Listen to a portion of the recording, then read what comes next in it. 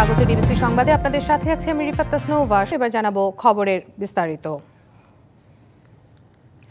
বিদ্যুৎ ও জ্বালানি খাতে পতিত আওয়ামী লীগ সরকার যত চুক্তি করেছে বিএনপি ক্ষমতায় গেলে সেগুলো পুনর্বিবেচনা করে সিদ্ধান্ত নেবে।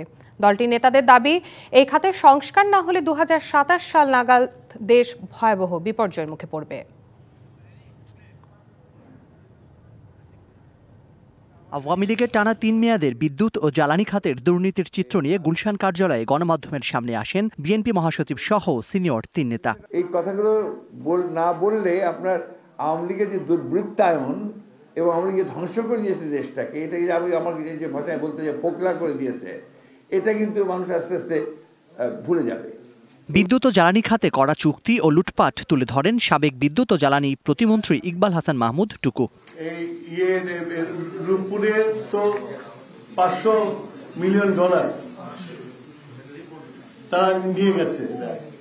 এই খাতে আওয়ামী লীগ যে অনিয়ম ও কারসাজি করে গেছে তা দ্রুত ঠিক না হলে দেশ ও জাতিকে বড় খেসারত দিতে হবে বলেও জানান তিনি। 100 টাকার কার্ড কিনলে 80 টাকার 20 টাকা চলে যায়, 80 টাকা থাকে বিদ্যুতে। এইভাবে আপনাদের পকেট কেটে নিয়ে যাচ্ছে, ম্যাজিক দেখাতে চেয়ে। তো সুতরাং এই বিদ্যুৎ উন্নয়ন সাস্টেনেবল না, যে কোনো সময় মুক্ত হতে বলবে এত টাকা চলে গেছে। আর এটা ভাগ কারকে কত দিচ্ছে সেটা আমাদের দায়িত্ব না, দুদকের দায়িত্ব। ক্ষমতায় গেলে বিএনপি এই খাতে চুক্তির সংস্কার করবে বলে জানান দলটির মহাসচিব। পুরো বিষয়টি আমরা রিভিউ করব, আমরা বলেছি ইতিমধ্যে, এবং রিভিউ করে আমরা সেই হিসাবে যেটা প্রয়োজনীয় সে ব্যাপারে ব্যবস্থা নেব। বিএনপি নেতারা বললেন, শুধু বিদ্যুৎ জ্বালানি নয়, সব খাতে লুটপাট করে দেশকে ফোকলা করে গেছে আওয়ামী লীগ। Zakaria Ahmed, DBC news, Dhaka. জামাতে ইসলামী নিজেদের একমাত্র দেশপ্রেমিক বললে মানুষ হাসবে বলে মন্তব্য করেছেন বিএনপি সিনিয়র যুগ্ম মহাসচিব রুহুল কবির রিজভী। পাশাপাশি মুক্তিযুদ্ধের দলটির ভূমিকা নিয়েও প্রশ্ন তোলেন তিনি। দুপুরে সিলেটে আমরা বিএনপি পরিবার এর আয়োজনে একটি অনুষ্ঠানে এমন মন্তব্য করেন তিনি। কেউ দেশপ্রেমিক নেই, শুধু একটি রাজনৈতিক দল দেশপ্রেমিক। এই ধরনের বিভ্রান্তির আপনারা তৈরি করলে মানুষ হাসবে, মানুষ হাসি ছাড়া আর কিছু দেবে না। রেস্টুরেন্টে খাবার, হোটেলের বিল সহ 43টি পণ্যের ট্যাক্স ভ্যাট বৃদ্ধির চাপ বাড়বে না বললেন অর্থ উপদেষ্টা ডক্টর সালেউদ্দিন আহমেদ। তিনি বলেন, কারো পরামর্শ বা চাপে নয়, রাজস্ব বাড়তেই এই সিদ্ধান্ত নেওয়া হয়েছে। সচিবালয়ের সরকারি ক্রয় সংক্রান্ত উপদেষ্টা কমিটির সভা শেষে সাংবাদিকদের এই কথা জানান উপদেষ্টা। তিনি বলেন, 3 তারকার ওপরের হোটেলগুলোতে খাবারের বিলের সাথে 10 থেকে 20 টাকা বাড়তি যোগ হলে কোনো সমস্যা দেখি না। সাধারণ মানের হোটেলে বিল বাড়ছে না। অত্যাবশ্যকীয় নিত্যপণ্যে ভ্যাট বাড়েনি বলে দাবি করেন অর্থ উপদেষ্টা। আসছে বাজেটে স্বাস্থ্য, শিক্ষা ও প্রযুক্তিগত খাতে বরাদ্দ বাড়ানোর পরিকল্পনা আছে বলেও জানানো হয়। ভ্যাটটা ইউনিফর্ম 15% করছে, কিন্তু সেখানে ক্যালকুলেশন যখন হয় প্রত্যেকটা ভ্যাটের স্টেজে যখন তার ট্যাক্সটা দেয়, আলটিমেটলি কিন্তু সে 15% ভোক্তা দিচ্ছে না, কারণ বাকিগুলোর জন্য সে ইনপুটের জন্য রিবেট পাবে। এটা একটু জিজ্ঞেস করে নেন, ওরা জানে কিভাবে সে করবে। বাকি অন্যান্য জিনিসগুলো যে আপনার এই যে খাদ্যদ্রব্যের ব্যাপারে আমরা ট্যাক্স কমাতে মোটামুটি কিন্তু সহনীয় হয়ে আসছে। অত্যাধুনিক রেল স্টেশনের নামে 142 কোটি টাকা অর্থ আত্মসাতের অভিযোগে সাবেক রেলমন্ত্রী নুরুল ইসলাম সুজনের বিরুদ্ধেও দুদকের অনুসন্ধান শুরু হয়েছে। এদিকে Bangladesh financial intelligence unity BFIU এর সাবেক প্রধান মাসুদ বিশ্বাসের বিরুদ্ধে দুর্নীতির অভিযোগে মামলার সিদ্ধান্ত নিয়েছে দুদক। দায়িত্ব গ্রহণের পর থেকে ক্ষমতার অপব্যবহার করে অনিয়ম ও দুর্নীতির মাধ্যমে অঢেল সম্পদের মালিক হওয়ার অভিযোগ রয়েছে তার নামে। এছাড়া ঋণের নামে 500 কোটি টাকা আত্মসাতের দায়ে কেয়া গ্রুপের চেয়ারম্যান আব্দুল খালেক পাঠান সহ 6 জনের বিরুদ্ধে প্রায় 12 কোটি টাকার অবৈধ সম্পদ এবং 37 কোটি টাকার সন্দেহজনক লেনদেন পাওয়ার চুয়াডাঙ্গার সাবেক সংসদ সদস্য সোলাইমান হক জোয়ারদার সেলুন এবং তার স্ত্রীর বিরুদ্ধে মামলার সিদ্ধান্ত নিয়েছে দুদক। এছাড়া বঙ্গবন্ধু মোরালের নামে সরকারি অর্থ অপচয়ের অভিযোগে প্রকল্প সংশ্লিষ্ট দেশ জুড়ে মুজিব কিল্লা নির্মাণ এবং সংস্কারের নামে কয়েক হাজার কোটি টাকা আত্মসাতের অভিযোগে অনুসন্ধানের সিদ্ধান্ত নিয়েছে দুদক। অন্যদিকে অবৈধ সম্পদের অভিযোগে সাংবাদিক মুন্নি সাহার বিরুদ্ধে অনুসন্ধান করবে দুদক। সরকারের চেয়েও মানুষ গুরুত্বপূর্ণ, সেই মানুষের জন্য নিঃস্বার্থভাবে কাজ করার আহ্বান জানিয়েছেন প্রধান উপদেষ্টা ডক্টর মোহাম্মদ ইউনূস। মানুষই পারে সামর্থ্যের সবটুকু দিয়ে কাজ করতে, আর মানুষ এক হলে অনেক কিছুই অর্জন সম্ভব। সমাজসেবা দিবস উপলক্ষে রাজধানীতে ওয়াকাথনের উদ্বোধন আয়োজনে তিনি এসব কথা বলেন। স্বাস্থ্য, শিক্ষা, সামাজিক খাতে কাজ করার অনেক সুযোগের কথা জানান ডক্টর মোহাম্মদ ইউনূস। উদ্বোধন আয়োজনে দেশকে এগিয়ে নেওয়ার প্রত্যয় ব্যক্ত করেন অন্য বক্তারা। নানা বর্ণের বেলুন আর শান্তির প্রতীক পায়রা উড়িয়ে দিয়ে উদ্বোধন করা হয় ওয়াকাথনের।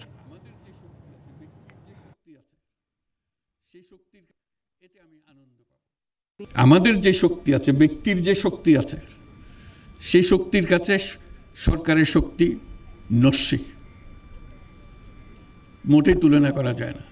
আমাদের শক্তি, ব্যক্তির শক্তি, এটা প্রচণ্ড শক্তি। একবার শুধু তাকে উন্মোচন করা, জাগিয়ে তোলা, সে জাগিয়ে তোলার দায়িত্ব নিয়ে আজকে সমাজসেবা দিবস। প্রকাশ করা হলো খসড়া ভোটার তালিকা। দেশে বর্তমানে ভোটার 12,36,83,512 জন। ভোটার বেড়েছে 18,33,352 জন।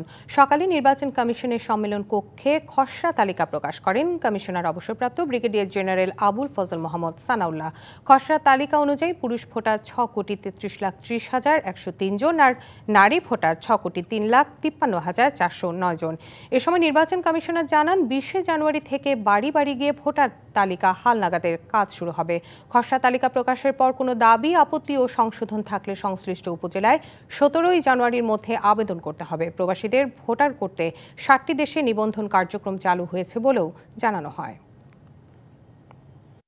ডিজিএনআইডি সহ আমাদের সচিবালয়ের সংশ্লিষ্ট দায়িত্বপ্রাপ্ত ব্যক্তিগণ মাঠ পর্যায়ে যাচ্ছেন, এভাবে সেন্সিটাইজ করছি। পাশাপাশি আমাদের ইলেকশন ট্রেনিং এর অন্তর্ভুক্ত করেছি আমরা এগুলোকে, যাতে করে আমরা এটাকে কাটিয়ে উঠতে পারি। ইনশাল্লাহ আমরা আশা করছি যে আমরা একটা সন্তুষ্টি লেভেলে পৌঁছাতে পারবো এই ভোটার তালিকার বিশুদ্ধতা নিয়ে। মিথ্যা মামলা দিয়ে যারা তারেক রহমানকে বিদেশে যেতে বাধ্য করেছিলেন তাদের বিচার ও তদন্তের দাবি করেছেন সিনিয়র আইনজীবী মাহবুব উদ্দিন খোকন। একই সাথে সাবেক প্রধান বিচারপতি এস.কে সিনহা কেন কানাডায় রিফিউজি হিসেবে থাকবেন, কারা তাকে দেশ ত্যাগে বাধ্য করেছিল, তাদের বিচারের আওতায় আনার দাবি জানান তিনি। বৃহস্পতিবার সুপ্রিম কোর্টের সাংবাদিকদের তিনি আরও বলেন, আওয়ামী লীগ বিচার বিভাগকে ধ্বংস করেছে, সেই সাথে দুর্নীতি দমন কমিশনকেও নিয়ন্ত্রণ করেছিল তারা। বলেন, বেগম জিয়াকে মিথ্যা মামলা দিয়ে হয়রানি করা হয়েছে। এসব বিষয়েও তদন্তের দাবি জানান এই ব্যারিস্টার মাহবুব উদ্দিন খোকন।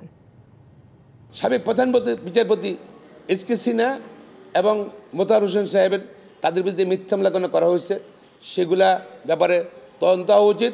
এবং বেগম খালেদার বিরুদ্ধে, তারেক রহমানের বিরুদ্ধে, অন্য রাজনীতিবিদদের বিরুদ্ধে যেসব ষড়যন্ত্র মামলা করা হয়েছে শুধু রাজনৈতিক কারণে, সে ব্যাপারে আমার মনে হয় তদন্ত করে দুদকে যেসব আয়ু ছিল, ইনভেস্টিগেশন অফিসার, দুদকের চেয়ারম্যান ছিল, কমিশন ছিল, তাদের ব্যাপারে ব্যবস্থা গ্রহণ করেছে। এই মনে ছেলে হত্যার বিচার কাজ দ্রুত শেষ করতে অ্যাটর্নি জেনারেলের সাথে সাক্ষাৎ করেছেন অবসরপ্রাপ্ত মেজর সিনহা মোহাম্মদ রাশেদ খানের মা নাসিমা আক্তার। বেলা 10:30টার দিকে হাইকোর্টে অ্যাটর্নি জেনারেল অফিসে সাক্ষাৎ করেন তিনি। সাথে ছিলেন সিনহার বোন শারমিন শাহরিয়ার, ফেরদৌস সহ কয়েকজন। পরে গণমাধ্যমের সাথে কথা বলেন মেজর সিনহার পরিবার। বলেন, চাঞ্চল্যকর এই হত্যাকাণ্ডের বিচার কাজ ও আসামিদের সাজা না হওয়া দুঃখজনক। অ্যাটর্নি জেনারেল এই মামলাটি দ্রুত শেষ করার আশ্বাস দিয়েছেন বলেও জানান তারা। 2020 সালে 30 জুলাই রাতে টেকনাফের মেরিন ড্রাইভে অবসরপ্রাপ্ত মেজর সিনহাকে গুলি করে হত্যা করা হয়। 2022 সালের 31 জানুয়ারি এই মামলায় 2 জনের মৃত্যুদণ্ড এবং 6 জনকে যাবজ্জীবন কারাদণ্ড দেয় কক্সবাজার জেলা ও দায়রা জজ আদালত। সোনালী ব্যাংকের শাখায় দ্রুত গতির ইন্টারনেট সেবা নিশ্চিত করতে অগ্নি সিস্টেমস, এজন্য ব্যাংকটির সঙ্গে একটি চুক্তি সই করেছে ইন্টারনেট সেবাদানকারী প্রতিষ্ঠান অগ্নি সিস্টেমস। সকালে রাজধানী মতিঝিলের সোনালী ব্যাংকের প্রধান কার্যালয়ে এই চুক্তি সই হয়। এ সময় অগ্নি সিস্টেমসের ব্যবস্থাপনা পরিচালক মোহাম্মদ আব্দুল সালাম এবং সোনালী ব্যাংকের উপব্যবস্থাপনা পরিচালক শামীম উদ্দিন আহমেদ এই চুক্তিতে সই করেন। চুক্তির আওতায় অগ্নি সিস্টেমস দেশব্যাপী সোনালী ব্যাংকের 500-র বেশি শাখা দ্রুত গতির ইন্টারনেট সেবা নিশ্চিত করবে। এছাড়াও চুক্তির আওতায় 2 প্রতিষ্ঠান প্রযুক্তিগত উন্নতি, উদ্ভাবন এবং পরিষেবা নিশ্চিতে কাজ করবে। নারীদের অনূর্ধ্ব ১৯ বিশ্বকাপ খেলতে মালয়েশিয়ার উদ্দেশ্যে আজ ঢাকা ছেড়েছে বাংলাদেশ অনূর্ধ্ব ১৯ নারী দল। এর আগে বুধবার বিসিবিতে অফিসিয়াল ফটো সেশনে অংশ নেয় দলটি। ২০২৪ অনূর্ধ্ব ১৯ নারী এশিয়া কাপের মতো ২০২৫ বিশ্বকাপও হবে মালয়েশিয়ায়। কয়েকদিন আগে এই মালয়েশিয়াতেই অনূর্ধ্ব ১৯ নারী এশিয়া কাপ জয়ের সুযোগ ছিল বাংলাদেশের মেয়েদের এই দলটার। সেই টুর্নামেন্টে রানার্স আপ হওয়ার পরিচিত উইকেটের সুবিধা নিয়ে যায় মেয়েরা। ১৬ দলের টুর্নামেন্ট শুরু আগামী ১৮ জানুয়ারি, ফাইনাল হবে ২রা ফেব্রুয়ারি। ডি গ্রুপে এই টুর্নামেন্ট বাংলাদেশের প্রতিপক্ষ অস্ট্রেলিয়া, স্কটল্যান্ড আর নেপাল। সংবাদ এই ছিল এখনকার মতো, সঙ্গে থাকুন।